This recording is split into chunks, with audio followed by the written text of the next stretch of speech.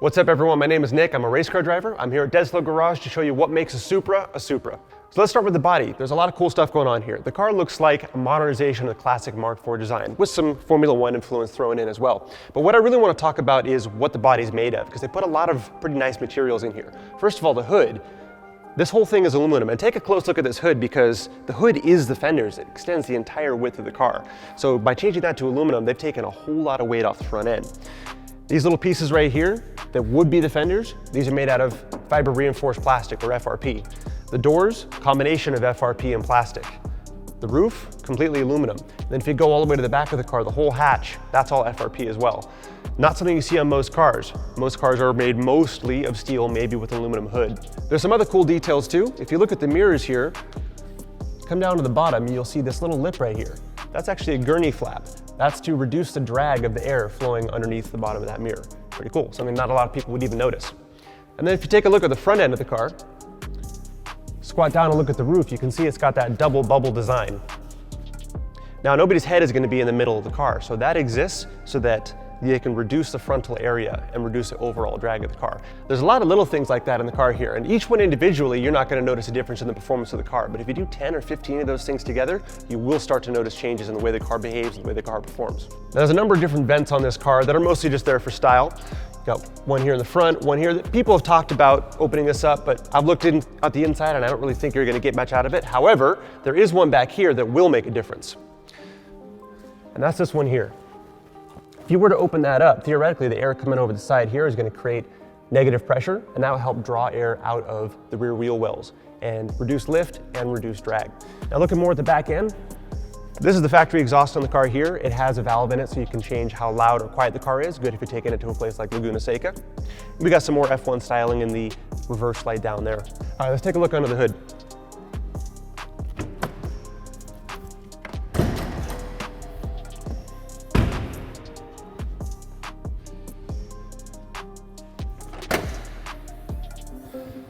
Now, Supra's using the same B58 as the BMW Z4. That means it's the 335 horsepower engine, although we've all seen the dyno numbers. People are making a lot more than that without even touching it. So the car's got a really good power to weight ratio from the factory, and that's proved itself to be really fast on track, and this car is seriously good on a racetrack. It's a single turbo, but with a twin scroll design, and the way they've designed the exhaust manifold built into the head, this car has really basically no lag. And like, I'm a stickler for NA cars. Everybody always wants to say, oh, it's got no lag. No, this one actually has no lag. On track, you can drive this thing as if it didn't have turbos and you just happen to have more power. It's really good. They use a lot more nice materials under here as well. These shock towers are made entirely out of aluminum. So the chassis of the car is steel, but they've bonded aluminum here and the subframe as well, and that's going to lighten up the front end of the car as well. Toyota really wanted to get this car to 50-50 weight distribution, and it is pretty close. It's good for a front engine rear drive car. So I talked about the hood already, but you can really see now that it's open how it really does extend from one side all the way to the other side of the car. And there is another cool detail here. Because this portion of the hood is also the fender of the car, if you wanted to roll the fenders, this is what you'd be rolling. And if you look there, there's already a serrated line where you could cut and remove some of that material and make more room for a bigger wheel and tire. So one of the issues with a lot of turbo cars is cooling, especially when you get onto a racetrack. This car does not have that problem. There's a little secret menu on the dashboard as well where you can take a look at oil temps and water temps and really get an idea of how it's running. We tested this car on track and we tried to overheat it and we couldn't do it. It would not get over its operating temperature. So they did a really good job with not only the water cooling, but the oil cooling as well for this engine. Okay, that's it for the outside of the car. Let's get the car in the air and take a look underneath.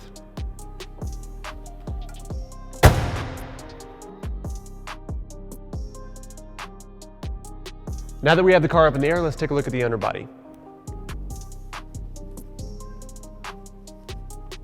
So the big thing you'll notice under here is that it's almost completely flat. Toyota put a whole lot of panels under here to try to smooth out the airflow. And it starts up here, the under tray here, which goes into this metal engine under tray. And then these FRP pieces right here, covering the sides. And if you look, even the exhaust is ovaled out. That's going to give you more clearance and help smooth out the flow. When you get to the back, this is probably my coolest feature about the underbody aerodynamics, is these pieces right here. One on either side. These are covering up the lower control arms in the back, and the shape of these is actually a wing. So the air coming off of this panel right here and hitting there, the way that this curves up, that's going to create low pressure and drag not the body down, but actually the control arms and the tires and push those directly into the ground.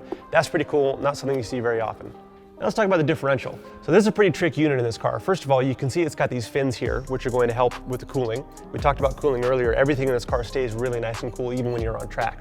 But what's really cool about this differential is that it is a mechanical clutch type diff, like you would want in a performance application, like you would want in a track car. However, the clutches are electronically actuated. So the amount of lock they have is variable. So you can have a totally open differential for street driving, very comfortable, or you can have it be locking up for track driving where it's going to give you more grip and more power down to the ground. All right, let's move on to the wheels and tires. From the factory, they're 19-inch wheels. The rears are 10 inches wide and the fronts are 9 inches wide. It comes with a 255 front and a 275 rear, which I thought was going to create some understeer, but it really didn't. The car has very neutral handling characteristics on track, so I'm pretty happy with the way that that worked out. You can fit up to about a 275 in the front without having to make some modifications to the hood, fender, apparatus. The rear you can fit a lot bigger, but unless you're going drag racing, I wouldn't really want to because you want to maintain that handling balance. All right, let's get the wheels off and take a look at the suspension and brakes.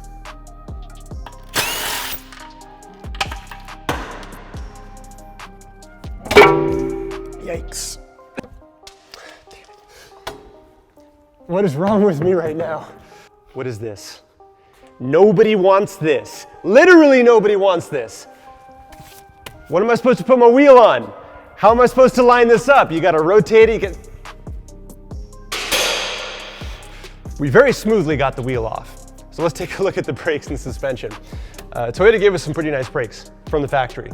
This is a 4-piston aluminum caliper, so it's got the drop-in style pads that you would expect to see on a racing car. And that's a pretty sizable rotor as well. But really what's cool about this is that from the factory, you've got an aluminum hat on here. And that's good for a couple of reasons. One, it's gonna lighten the whole assembly up, so there's less rotating mass, less unsprung weight. It's also, because there's two separate metals, going to reduce the amount of heat that gets from the brake into the hub, and that's gonna make your wheel bearings last longer too. So just across the board, it's just a better setup. The suspension in the front end is a strut, and it's a strut. Take it or leave it, it works fine. You can make a strut work really well, or you can make a strut work terrible, depending on the way you set it up. This already works really well. You can see here that these are not the stock shock and spring package. This is the Tanabe coilover that they were prototyping with this car. So from the factory, you wouldn't see quite so much blue or these adjustable collars. The biggest difference between this and the stock unit is that the stock one is going to have electronically actuated shocks, which work really well. For the stock spring rates, I didn't really need any more damping force. Now, when you start to modify the car for track use and go to stiffer and stiffer springs, you are going to need stiffer shocks than what the factory ones can provide.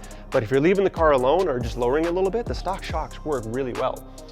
And the problem people have been having with this car when they do change the shocks out is now the computer system is looking for those electronic shocks and they're not there. So it won't let you take off traction control or turn off stability control. So it's kind of a give and take. If you want to run with a stiffer setup, you're going to have to get clever with the electronics as well. I'm going to turn the wheel and I'm going to show some stuff underneath. Let's hope it actually lets me. Yep, just going to turn the wheels. It's an electronic power steering rack, which is more difficult to move than a traditional hydraulic one. But what you can see now is that every component in here is all aluminum. All of the control arms, the whole spindle and hub assembly itself, all aluminum. And that's gonna greatly reduce the weight of the unsprung mass, which is gonna help your handling, help your acceleration, help your ride quality. So it's just good across the board. Another place you'll see aluminum is right up here. And we talked about that under the hood of the car as well. But this is the subframe of the car, and you can see where it's been actually bonded to this, the steel chassis. So two separate metals bonded together to decide where you want the weight and where you want to reduce the weight. Oh, I just noticed it actually has factory brake ducts. Where does that go? Oh, it's right here. Remember earlier I was talking about how you want it more centralized? Well, there it is. It's already got factory brake ducts. You can see light through the other side.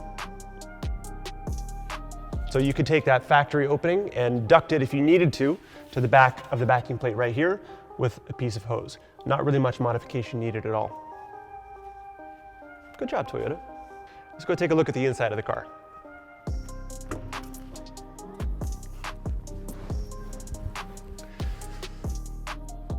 Looks like a Beamer. It's kind of a sore spot for a lot of people. They were expecting sort of a Mark IV Supra, driver-centric, cockpit-style design. We didn't get it here. And it's just basically a lot of BMW parts. But at the end of the day, BMW makes really nice interiors, so it's still a really good place to be. The seats are really comfortable. They've got some pretty great bolstering. It's ergonomic. Everything is pretty much where you want it to be. So I don't really have many complaints about the inside of the car.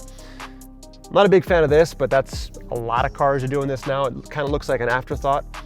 Lexus really does this the best in my opinion, where they integrate the screen into the shape of the dashboard, but it's a style. That's what everybody's doing these days. The gauge cluster itself is pretty cool. We've got this centralized tach, which is nice to have, and it's a combination of analog and digital, so you can customize what you see, and it changes depending on what drive mode you've got the car in. What we don't have are auxiliary gauges. There's no oil temp gauge, there's no boost gauge or anything like that. I would expect to have a menu on here that would show us all that kind of stuff, but we didn't get it. However, there is a secret way to get to it. I'm gonna start the car up. Now the odometer button over here on the left, that helps you access a secret menu. So you have to hold that button down for about 10 seconds. You can see over on the right now this menu has popped up. I'm gonna scroll down just by tapping the button to unlock. Now, you need to use the VIN code of the car to get what your unlock code is going to be. On this particular car, it's 23. So I'll tap the button until this goes all the way up to 23. And then hold the button one more time. And that will unlock all of the extra information, including temperature. So now you can see I've got my actual coolant temp in degrees Celsius and my actual oil temp in degrees Celsius. And we just did a cold start, so you can see it's coming up from cold. But that's pretty useful, and that's how we found out that on track, we literally could not get this car to overheat either water, oil, or oil temperature. So it doesn't need any kind of auxiliary oil cooling. It's fine the way it is. I'm sure if you start adding ridiculous amounts of boost and horsepower, that might change a little bit, but with the engine stock or mostly stock, it's way more than enough cooling capacity. You can hear now the exhaust valves open up, so there's enough temperature in the car that we can engage sport mode.